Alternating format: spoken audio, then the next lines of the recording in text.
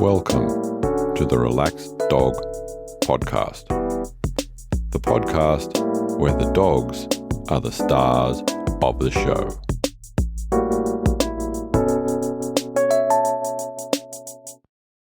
Welcome to episode 53 of the Relaxed Dog Podcast, sponsored by therelaxeddog.com. Thank you for finding this show. Welcome back if you've listened before, and welcome if this is your first show. Either way, two things that you could do to really help me is, first of all, hit that subscribe button if it's safe to do so, and also share the show with a friend. I would really appreciate it. This week, I will be talking to Andrew Lang. But first, in some doggy news, if you are in Canada and you are living or considering living in a condominium, you may have to pay some closer attention to where your dog goes to the loo. Apparently, if the body corporate chooses to use a company called Poo Prints, it's more or less compulsory for any of the canines living in that complex to register their DNA, and this will enable stray bits of poo to be analysed and owners fined. So make sure that you are cleaning up after your dog. Over to the US, and in Idaho, a 2-year-old border collie by the name of Tilly was making a trip with the family in their vehicle. They unfortunately had a vehicle accident. No one was hurt, but the result of that accident, Tilly was startled and ran off. The family searched for a day without any luck. Then they took to social media, posting for assistance. Another day later, and about 2 k's away, some people on a farm noticed that they had an additional helper rounding up their stock, and on closer inspection, they found that it was Tilly. They did see the social media and reconnected Tilly to her family, which were very grateful to have her back home again. And in Bursa, Turkey, a dog by the name of Caesar. Unfortunately, Caesar's pet guardian, elderly gentleman, passed away. Caesar attended the funeral and was very solemn. The gentleman's son then stepped in and looked after Caesar. He noticed that Caesar used to take off in the mornings and wouldn't see him for a while. He then, after some time, became curious and he followed Caesar to see what he was doing. To his surprise, Caesar would walk around to the local cemetery and visit his former guardian's graveside every morning and sit there and just spend a little bit of time before continuing on with his day. Now, I don't know what you think of that, but I think it's a beautiful and touching thing. And now on to this week's interview. Welcome to the Relaxed Dog Podcast. I am here today with Andrew Lang. How are you? I'm good, Robert. How are you? Going fantastically well. Looking forward to having our chat. So, whereabouts are you in the world? So I am from Merseyside in England. So the most famous part of our little county is Liverpool, where the Beatles are from, and also James Bond. He's from there. Yep, heard of them. Yeah, okay. And who are we going to talk about today? So today we're going to talk about Archie, who was my first dog that I ever owned. Okay, so that's going to be a nice story, I think. So as per normal, I'm going to ask you to take us back to before you met Archie and talk us about the hows and whys that you guys got together. Okay, so this goes way back. It goes way back to when I was about 3 years old. And my parents, my little family, I was from a family of 2 parents and there was 5 children and I was the youngest. We bought a Jack Russell called Sky. If I remember rightly, I think I named him because everybody used to always say to me, where did you get the name from? When I was a 3-year-old, Sky, which is actually quite a good name for a dog. So I named this little Jack Russell. He was kind of like my little buddy. We had him for about, I think, maybe 6 months to a year. I don't know the specifics. And then it was back in the day, in the very early 80s, when you could just let your dogs out onto the street in England. And a lot of the dogs would just, you'd have the door open, the dog would come and go as it pleased. And it was a different set of rules to what it is now, obviously. Mm-hmm. And he went out one day and never come back. So they said there was dogs that were getting stolen at the time. I think it may have been like one of the first times our area had ever heard of dogs being stolen. So he got stolen and we never seen him again. So I spent loads of time looking for him when I was like 3, 4, 5, up until about the age of 10. I'd always ask people if they seen my Jack Russell. And it was like quite a traumatic thing in my young age to have lost this little dog because I loved him so much. Oh, absolutely, would be. Yeah, so my parents never got another dog from that moment. My nan had a dog called Russ, which is another little Jack Russell. So I used to obviously go up and see him because he lived in the next road and used to play with him, etc. And then I got bit by a German Shepherd when I was 7, so that kind of put me off dogs for a little bit.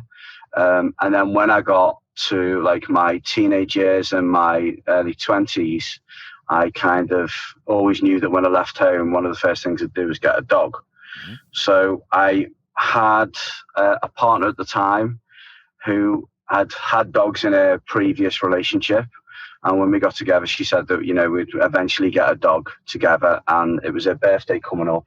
And we decided to have a little sort of look in the local paper to see if we could find any dogs. And the first go-to breed for me was a Staffordshire Bull Terrier, because it was a breed I'd always liked them. Some of my friends had them. We didn't end up getting a Staffordshire Bull Terrier because we missed the litter of Staffies that were available. But there was a little ad underneath with Jack Russells in Wales. So we both decided that we were going to get one. I was going to buy it for her birthday. And we went up to into the mountains in Wales to go and have a look for this little Jack Russell. We went, me, myself, my partner and my dad, who recently died in 2019, but he knew his way around Wales. So we 3 of us went up in a car on a Monday night. It was really dark. It was snowing. We went up into the Welsh mountains to this little farm with this farmer who was probably in his 60s, like a really old farmer and very old traditional farmer. And he took us to this little pen where there was 8 Jack Russells. He said, you're going to have the pick of the litter because, nobody's come. They're just, you're the first person to come visit these little 8-week Jack Russells. And he pointed out what he thought was the best one. It had the best looks to it, a good head on it and good markings, etc. And that was the dog that we ended up coming home with, which was Archie. Nice. Yeah. Yeah. So we were struggling for a name. I'll tell you how we named him. So we were struggling for a name. Now, I was really close to my father, so we had a really good, close relationship. We were like best friends. We worked together. We did everything together. Went on holiday. I lived with him, etc. When I moved back home, and we had a really good relationship. So I said to my dad, would you like to pick a name for the dog? And we were sitting and thinking all the way back as we were driving. Myself and my father were very much into like what you call soccer, I think, but we call it football over here. Yeah. We're very much into soccer and boxing. So we used to watch a lot of boxing, and we used to buy old VHS tapes and watch them together when I was very young.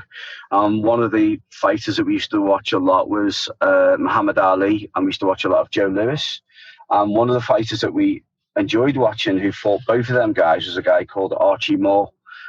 And I think he fought, they reckon he fought till he was about 50, which was a late age to be fighting in boxing back in that time. He'd fought through quite a few generations. He'd fought Rocky Marciano, he'd fought Joe Louis, and he'd also fought Muhammad Ali. So he'd gone through a lot of generations of heavyweight champions and fought them all. And he got beat by them all, obviously, but he fought them all and was like this like legendary guy that had a big heart, and he was really, a great fighter. So we named Archie after Archie Moore because he was like my dad's favourite boxer. That's a nice story. Just want to ask, you mentioned getting him from the farm. Do you know were his parents working dogs? Do you know what? Like at the time, I wasn't really very knowledgeable when it comes to dogs. So this was kind of like what got me into doing what I do today. Archie, it was an incident that happened with him that made me want to do the job. So I wasn't very knowledgeable. So I wasn't really sure what I was looking at or what I was looking for. And I would surmise they were probably working Jack Russells, maybe little ratters on the farm. But it was snowing, it was dark. We just went on to like this little yard, and he just took us straight to a little like hut. It was like a little pen where they were all on. It was like a raised wooden pen, and all the little Jack Russells were on like a bed of straw inside. So yeah, it was. I'm not too sure whether it was a working farm. I haven't got no contact or anything. I would love more than anything in the world to be able to go back and find this farm and go and visit it. I'd love to, but it's just back then there was no mobile phones, or there was, but not many people had mobile phones, and it wasn't the time where you had the internet and the and Facebook, and everybody was advertising through stuff like that, online stuff. It was literally just a phone number in a paper with like a litter of Jack Russell. So that was the only contact, and I don't think I saved the number or anything in my phone. It was a bit too primitive in terms of of technology and social media, of how you can connect with people now. Now then it was like, geez, a couple of hour drive in the dark with no idea where you're going and never be able to find it a second time. Yeah, that's right. Yeah. It's kind of, I don't know whether that's a good thing or a bad thing, but I would love to be able to find that breeder and that farm and just go back and experience it again, because it was a lovely night. It was a magical night. It really was. So how was Archie when you first brought him home?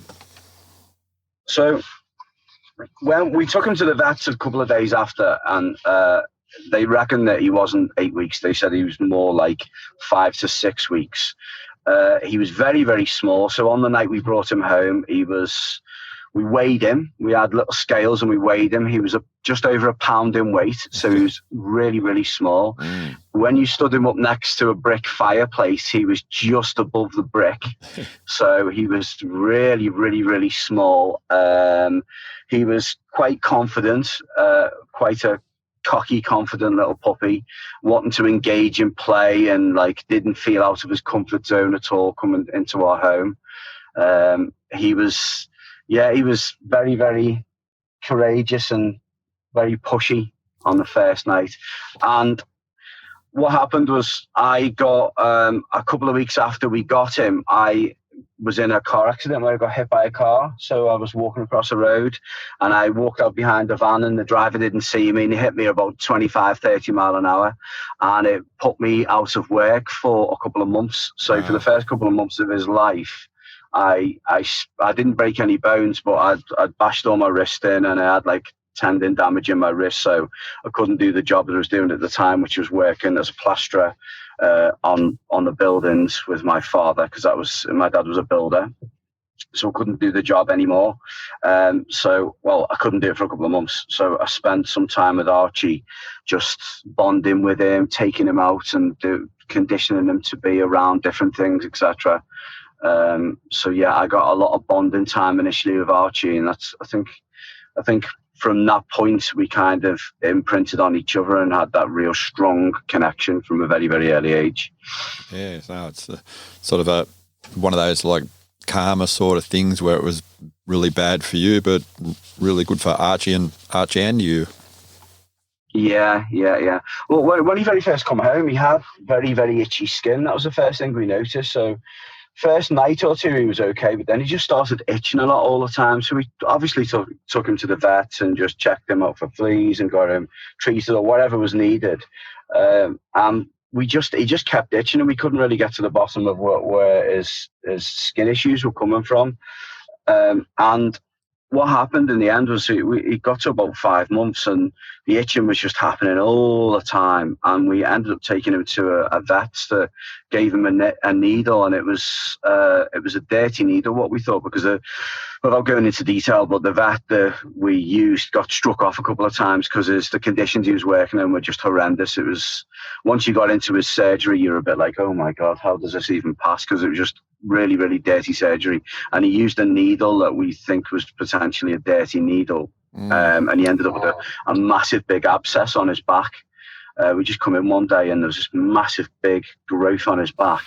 Took him to the vet, took him to another vet, and they ended up having to cut him open. So they cut him open from the back of his neck right the way down to near the back of his spine. They had to cut the whole back of him. You can imagine how small a 5-month-old Jack Russell is. And he was very small for a Jack Russell too. He wasn't a big Jack Russell, he's very small.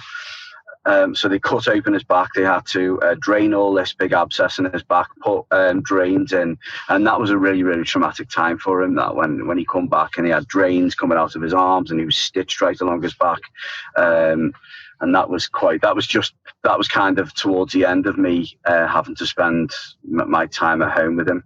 So that was a really, really like big impact thing on his little life. Oh, absolutely. Did it take him long to recover from that? Yeah, so he recovered within a couple of weeks, but on night one it was really bad. I had to just lay there with him and put my hand on him, and if I took my hand away from him, he would cry, and then I'd have to put my hand back on him. He was really, really, really, really distressed, and it was hard to not just be there for him. Knowing behaviour now, in a normal circumstance, that would be the dog would learn that if it cries, it gets you to put a hand back on you, and it's just using that as its go-to behaviour to get you to give them affection, etc. But at the time, that didn't have the effect on him because he was so poorly.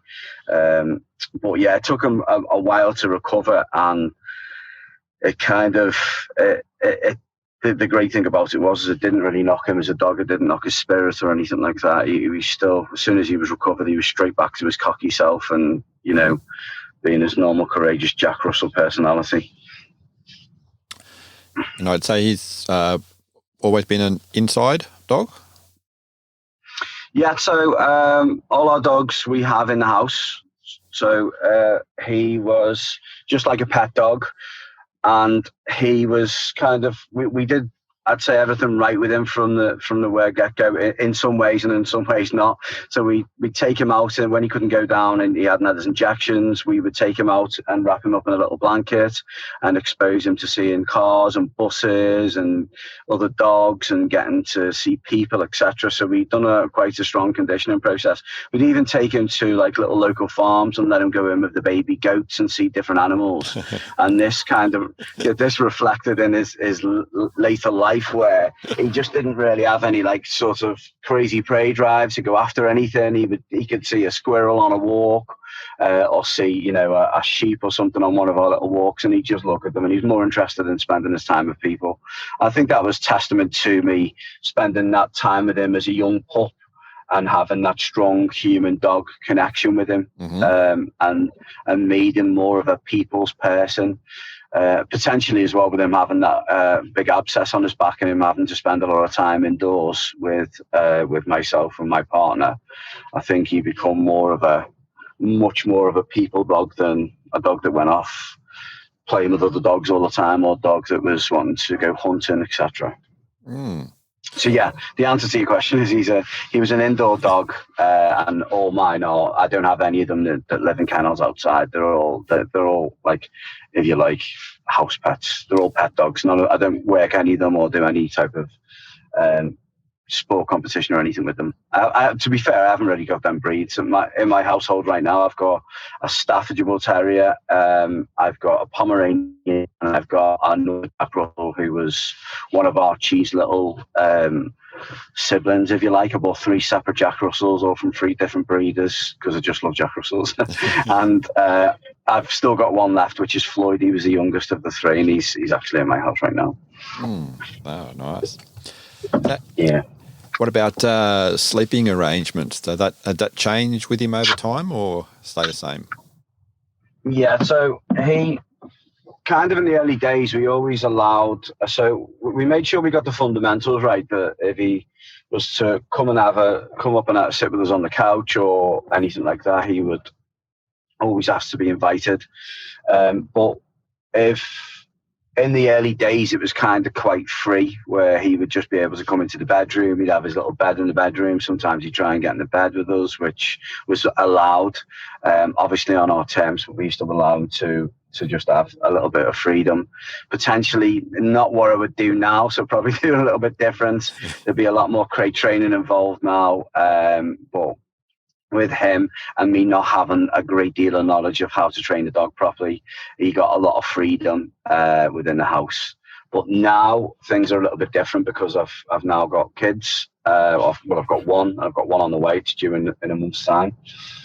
They all stay downstairs. They just stay in the kitchen, and they have little beds in the kitchen, and we stay upstairs. So they don't get to go upstairs now. So it's changed. So when Archie was young, what was his favourite games or things like that he enjoyed playing? So he absolutely loved the ball. Absolutely loved this. So he was very, very ball obsessed.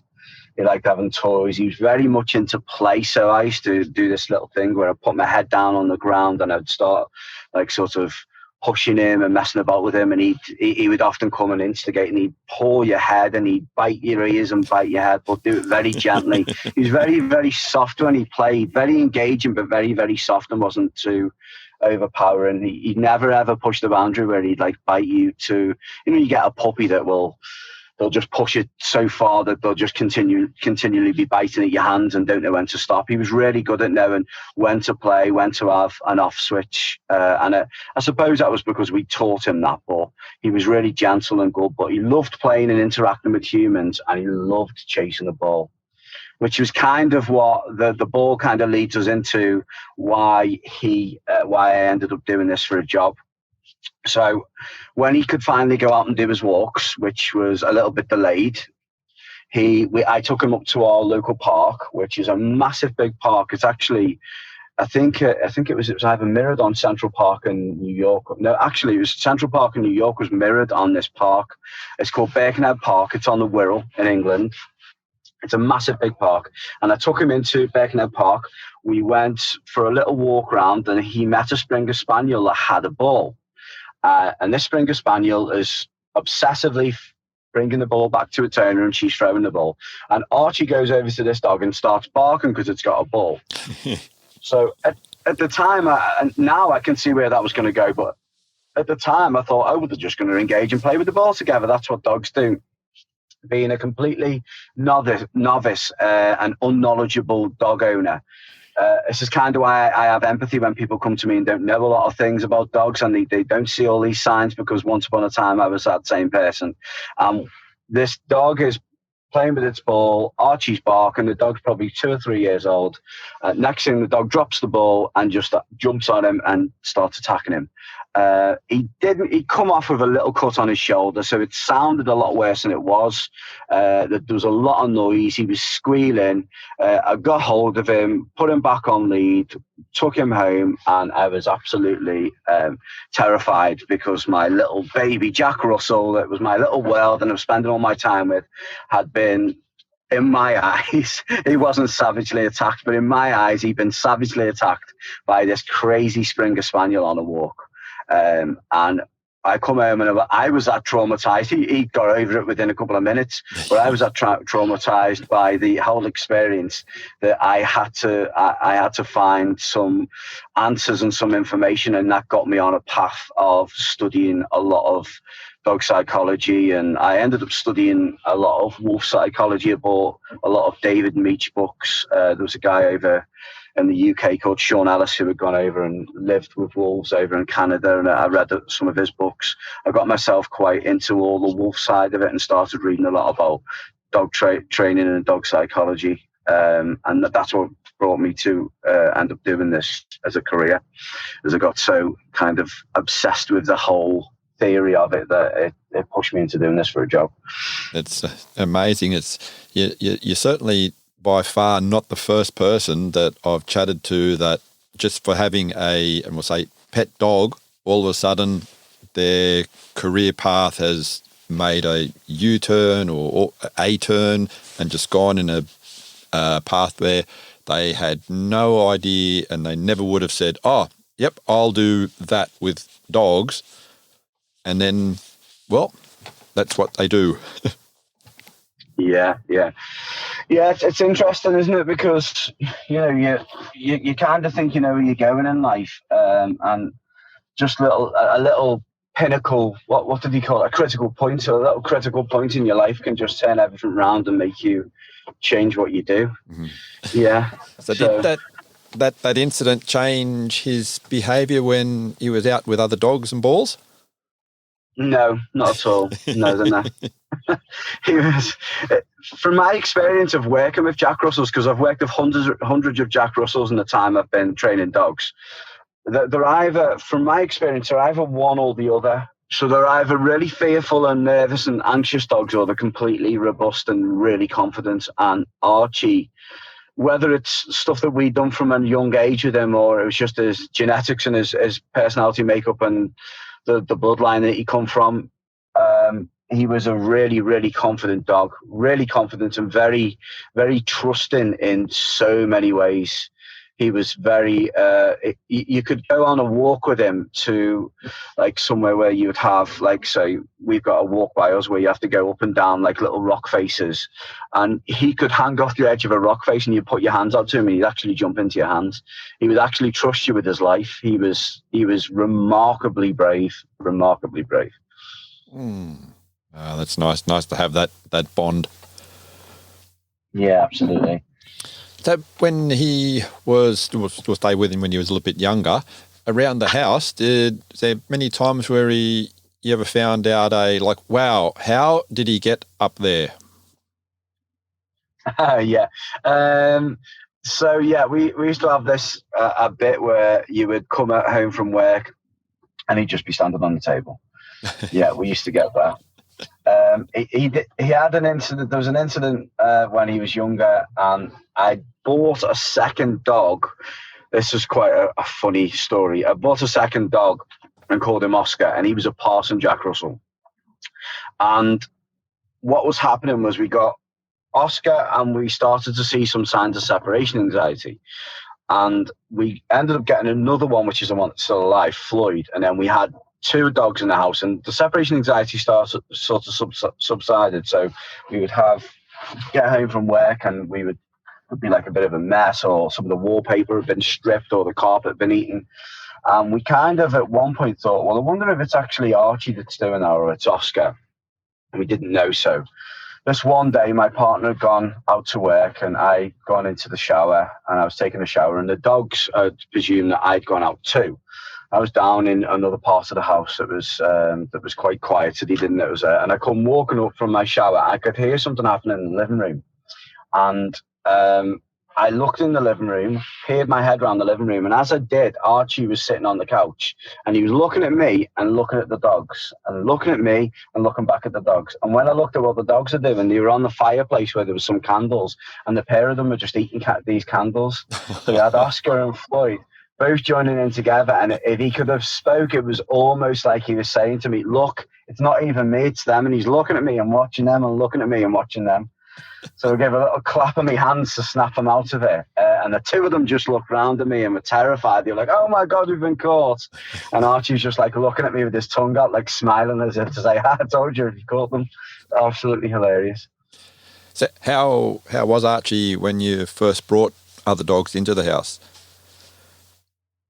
He was good, yeah. So I think the good part of it is when we brought Oscar into the house, he was only 6 months old, so he was quite a young puppy.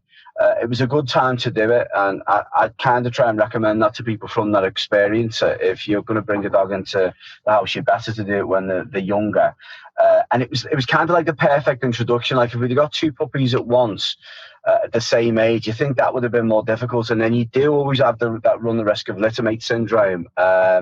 And it's something that we try and advise to all owners is, just don't buy them from the same litter, buy them individually. It's not a good, from experience, it's not the best idea. And if you end up with littermate syndrome, it's an absolute nightmare. So we introduced Oscar when Archie was 6 months, and just straight away, because he was a little bit bigger, because he was a parson, he's probably double the size of Archie. He was quite well built, and he was probably double his height. He was quite tall. They were a good match in size, and because Archie was a puppy and obviously Oscar was a puppy, they kind of just played a lot and had like a really good relationship in that way.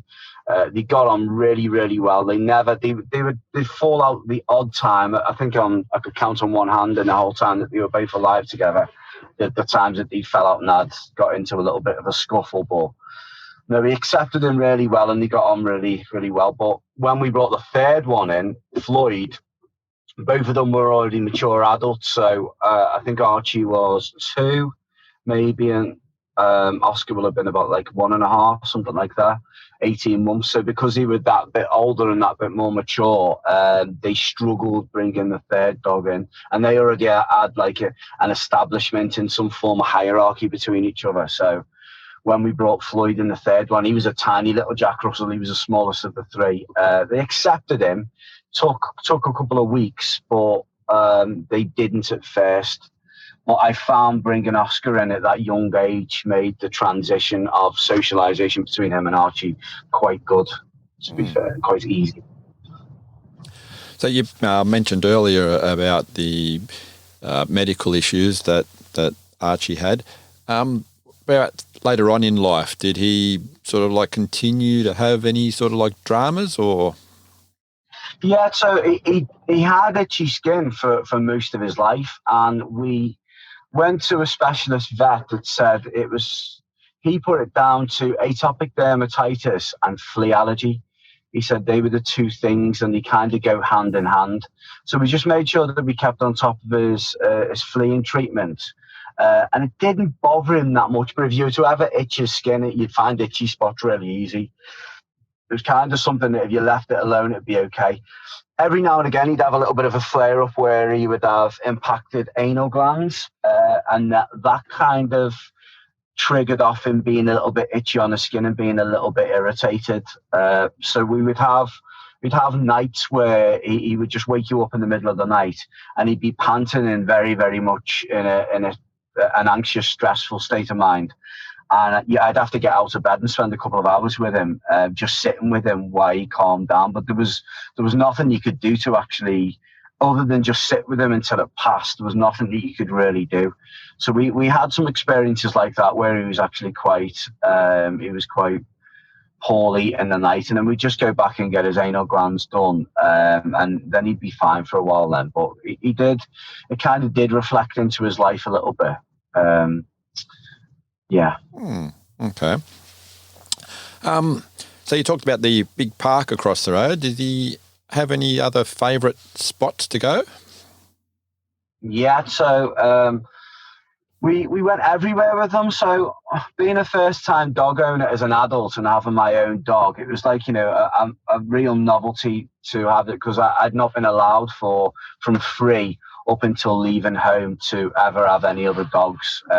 Both my parents worked, and it was obviously looking back now, it was actually a very responsible decision to not just buy a dog for a young child, which is never a good idea, and to not, because they didn't have the time for the dog, to not invest in a dog and have one that you wouldn't be able to walk, etc., because they were working.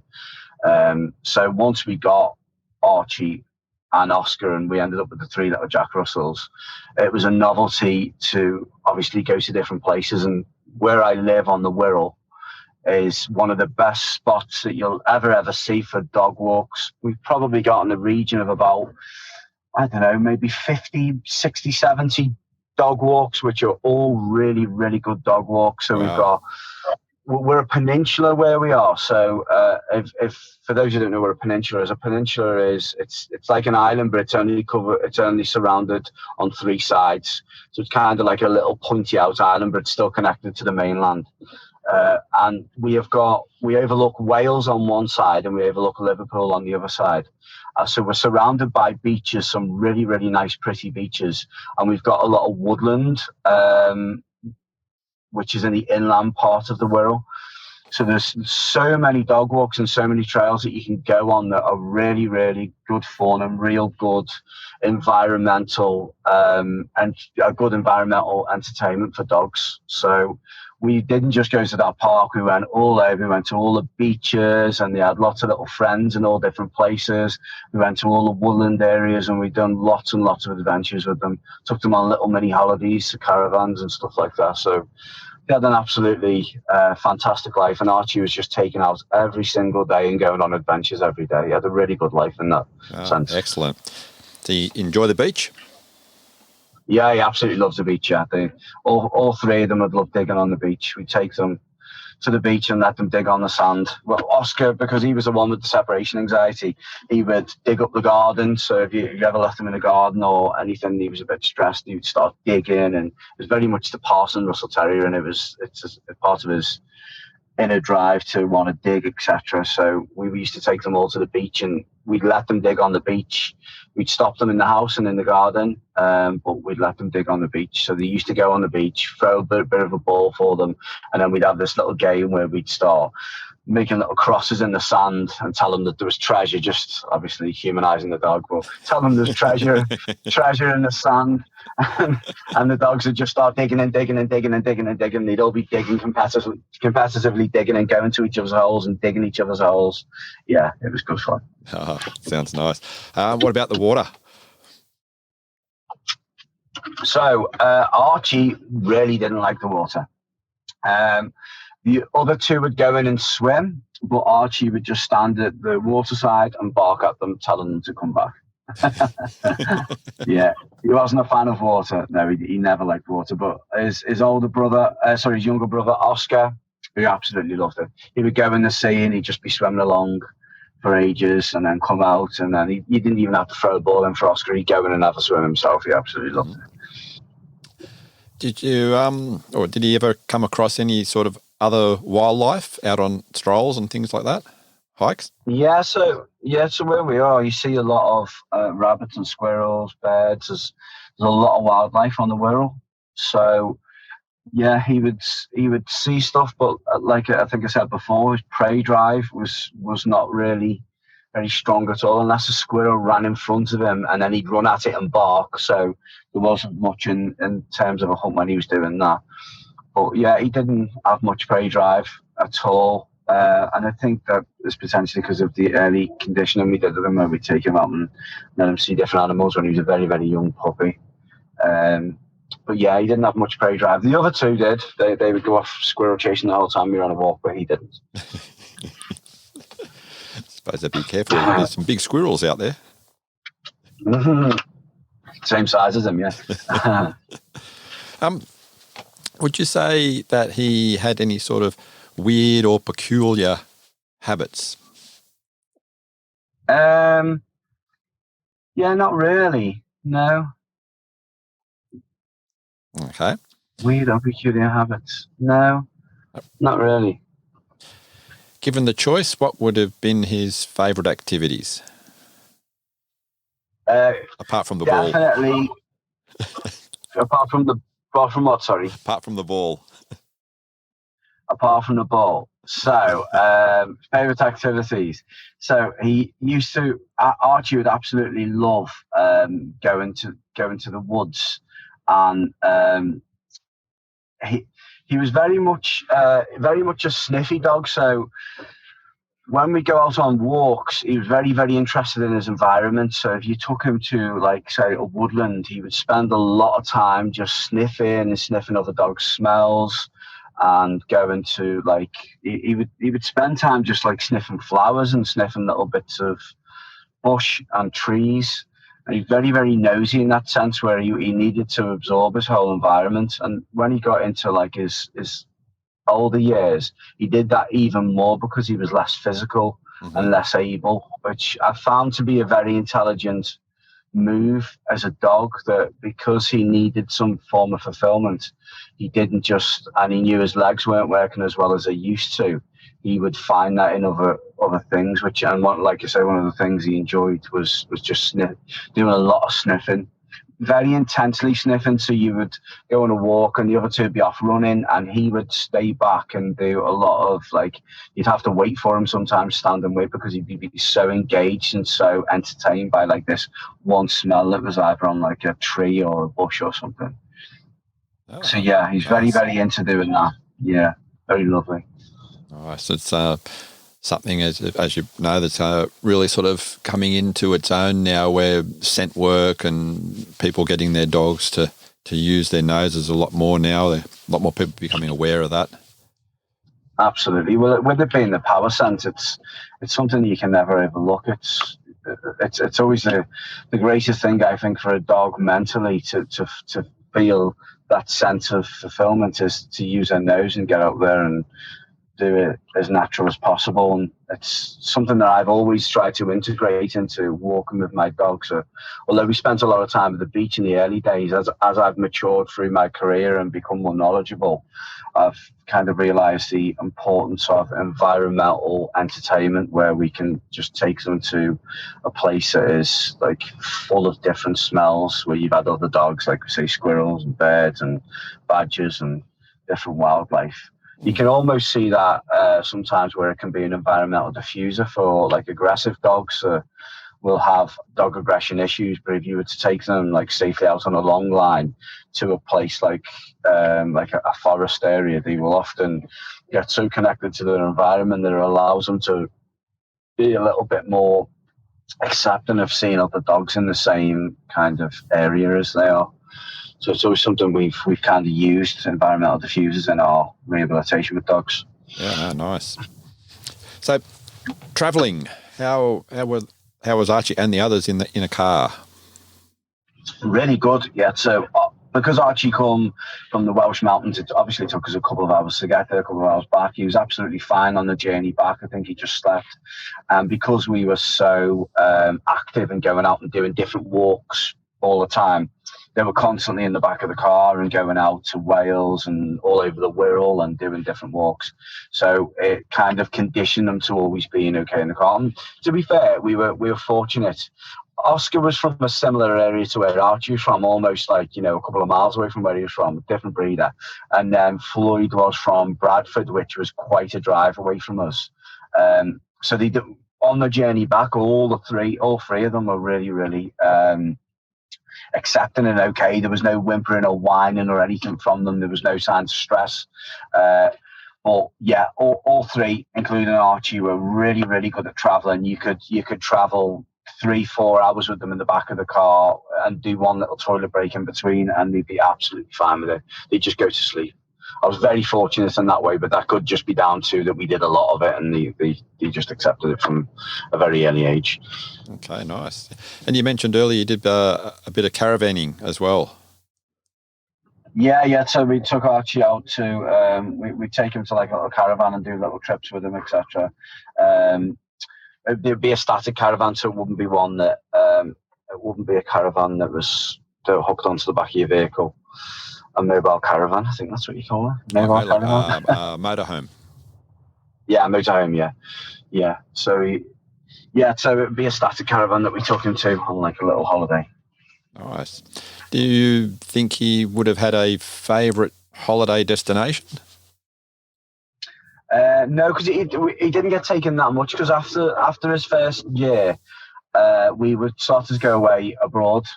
So he didn't go away that much. If he was to say he had a favourite destination, then maybe like a favourite destination on one of his walks, potentially the beach, because he'd done that so much from a young age and had the ball thrown for him. So he's obviously associating the beach with having the ball thrown for him. Oh, really good. Question I ask everyone to complete the sentence. I can't believe my dog ate. a bar of chocolate. And how did that go? And he was absolutely fine afterwards. Yeah, absolutely fine. Yeah. He was fine after he had chocolate. He wasn't much. That's something that we struggled with from a young age was him eating. He wasn't. I do it differently now because I would just build food driving the dog, and I know how to do that a lot better now. But back then I didn't, and he wasn't the best eater. He was a little bit of a fussy eater, which is something I commonly see in Jack Russells, to be fair. A lot of Jack Russell owners tend to have that problem where they don't have the food drive. So yeah, he was a bit of a fussy eater. So he wasn't the type of dog that would eat, just go and eat things on a walk or anything like that. But he did once upon a time eat some chocolate. Okay. And sort of stayed with the same sort of food throughout his life?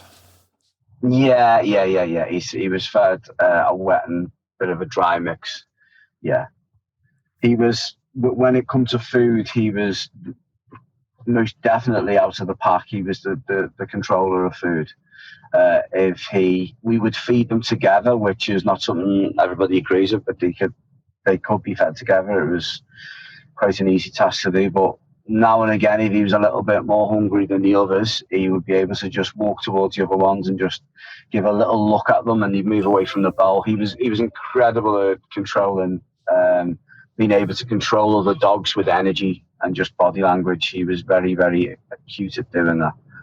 He had very good strength, and I found that if he was ever like we gave them any treat or anything like that, or any little bones or anything, if he wanted a bone and it was his, nobody'd ever even try and challenge him for it. Even though Oscar was a much bigger dog and probably a lot more physical than him, he just never try and take anything from him, because he had a real physical presence, real confidence, brave, strong physical presence about him.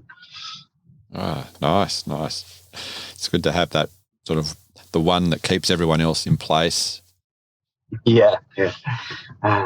He lived till he was 16, so he lived a really good age. He actually got he was put to sleep the day we got put into lockdown, or the day before we got put into lockdown, quite sadly. So only one of us could actually go into the veterinary surgery with him. But standout kind of like adventures and moments with him was, I think towards the end of his life, was how kind of he coped with, he'd had ACL injuries on his back legs. So both of them had gone on both sides, and we took him to the vet, and they said because he had a lot of arthritis going on because he was old, there'd be no point in operating on him. It wouldn't make a lot of difference. One went and then the other went, and he could walk on them, but he coped really well. So I think in his late life, just to like see him coping and still happy and smiling was like, they were like the golden moments for me, to see how he stayed happy for all of his life. That was the golden moment. They were the moments that I treasure. Nice to have that sort of personality, the in charge, in control, but not that sort of like in your face. Yeah. He was a wonderful dog that just taught me so much. I think he taught me a lot about how dogs are, how dogs can be, how they can control situations, how energy is very much a king in the dog world, how it's not just about physical presence, it's about how you present yourself, how you can control situations quite easily, and taught me, like I say, taught me a lot about myself, and taught me how to find that compassion for others that I didn't know that I actually had, and compassion for animals. He just woke up a fire and woke up a love to want to be able to go out there and be able to help as many dogs as I could. Wow, and I just don't think without him that would have ever even been a thing that would have ever happened. I think if I'd have just gone out and got Oscar and Floyd and never have got Archie, I don't know whether I'd have actually ever ended up doing something like I'm doing today. Right, that's amazing what they can do. Do you want to let people know your social media links and your business? Yeah, so the business I've got is called Paws in Nature. It is obviously, like I say, a Wirral-based company. Our website is www.pawsandnature.co.uk. And you can also follow us on Instagram, which is paws_in_nature. We've just done our brand new website, which has got all our services and information, etc. And we have got a centre up on the Wirral, which has got a big enclosed area, an indoor sterile environment for training dogs. It's also got kennels there, and we have got a hydrotherapy pool and lots of facilities. So when we do boarding trains, we have like top-notch facilities to be able to get dogs to a really good place. I'm also going out as well this November to do Nipopo, so I'm going to be training with Bart and Michael Bellin this year to do my silver and gold. Excellent. And we've also got something in the pipeline, which I don't know if I'm allowed to say yet, but it's going to be doing a new finger clicker that's coming out. And we've written the manual for the finger clicker and also done a supporting video that will be released soon. But that is going to be getting sold by E-Collar Technologies. It's their new product, is the finger clicker. And we've done the manual for that, which was an honour to do. So we've written the training manual for the new finger clicker. Oh, that's excellent. Thank you again very much for taking the time to have a chat with me about Archie. Like I said, an amazing little dog. Yeah, absolutely amazing. Thank you. Thank you very much for listening. I hope that you enjoy the show. If you'd like to leave any sort of review on the platform that you're listening on, it would be appreciated. If you want to contact us, make a suggestion or anything at all, jump onto the Facebook group. Always happy to listen to some feedback there. Until next week, stay safe and remember, your dog is family.